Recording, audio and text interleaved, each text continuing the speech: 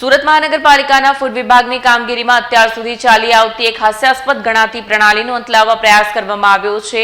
વર્ષોથી એવી સ્થિતિ હતી કે દિવાળી, હોળી, શ્રાવણ માસ કે ચંદી પડવા જેવા મુખ્ય તહેવારો આવે ત્યારે જ ફૂડ વિભાગ સક્રિય થતો હતો અને ધડાધડ સેમ્પલો લેવાની કામગીરી કરાતી હતી। આ પ્રણાલીમાં સૌથી મોટી ખામી હતી કે લેબોરેટરી ટેસ્ટના રિપોર્ટ તહેવારો પૂરા થયા પછી આવતા હતા, ત્યારે હવે આ રિપોર્ટ પહેલા આવશે। સુરત મહાનગરપાલિકાના ફૂડ વિભાગની કામગીરીમાં અત્યાર સુધી ચાલી આવતી એક હાસ્યાસ્પદ ગણાતી પ્રણાલીનો અંત લાવવા પ્રયાસ કરવામાં આવ્યો છે। વર્ષોથી એવી સ્થિતિ હતી કે દિવાળી, હોળી, શ્રાવણ માસ કે ચંદી પડવા જેવા મુખ્ય તહેવારો આવે ત્યારે જ ફૂડ વિભાગ સક્રિય થતો હતો અને ધડાધડ સેમ્પલો લેવાની કામગીરી શરૂ કરવામાં આવતી હતી। આ પ્રણાલીમાં સૌથી મોટી ખામી એ હતી કે લેબોરેટરી ટેસ્ટના રિપોર્ટ તહેવાર પૂરો થયા પછી આવતા હતા। રિપોર્ટ આવે તે પહેલા ભેળસેળિયો ખોરાક લોકોના પેટમાં ઉતરી ગયા બાદ તંત્ર જાગતું હોવાનું સામે આવ્યું હતું। આ પદ્ધતિ સામે વ્યાપક ફરિયાદો થતા હવે સ્થાયી સમિતિ દ્વારા મહત્વનો નિર્ણય કરવામાં આવ્યો છે। હવે ફૂડ વિભાગે વર્ષના 365 દિવસ સતત કાર્યરત રહીને ગમે ત્યારે સરપ્રાઇઝ ચેકિંગ કરવાનું રહેશે।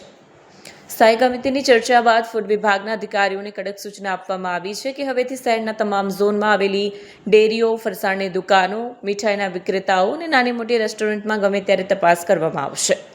સમગ્ર મહિના દરમિયાન કરેલી કામગીરીનો વિસ્તૃત અહેવાલ દર મહિને મ્યુનિસિપલ કમિશનર સમક્ષ રજૂ કરવો ફરજિયાત બનાવ્યો છે।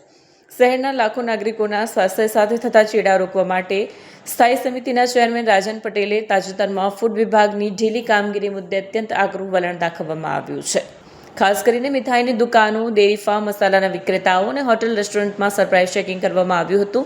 અનેક જગ્યાએથી શંકાસ્પદ તેલ, દૂધની બનાવટો અને મસાલાના સેમ્પલ લઈને લેબોરેટરીમાં ચકાસણી અર્થે મોકલવામાં આવ્યા છે।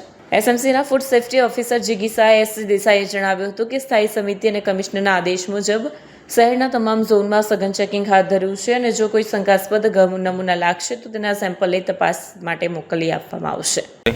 હું સુરત મહાનગરપાલિકામાં ફૂડ સેફ્ટી ઓફિસર તરીકે જેએસ દેસાઈ, સુરતમાં ડેઝિગ્નેટેડ ઓફિસર સુરત મહાનગરપાલિકાની સીધી દેખરેખ હેઠળ એફએસએસઆઈ એક્ટ 2006 અંતર્ગત અમારે જુદી જુદી સંસ્થાઓમાં જુદી જુદી ખાણીપીણીઓના નમૂના લેવાની કાર્યવાહી કરવાની હોય છે।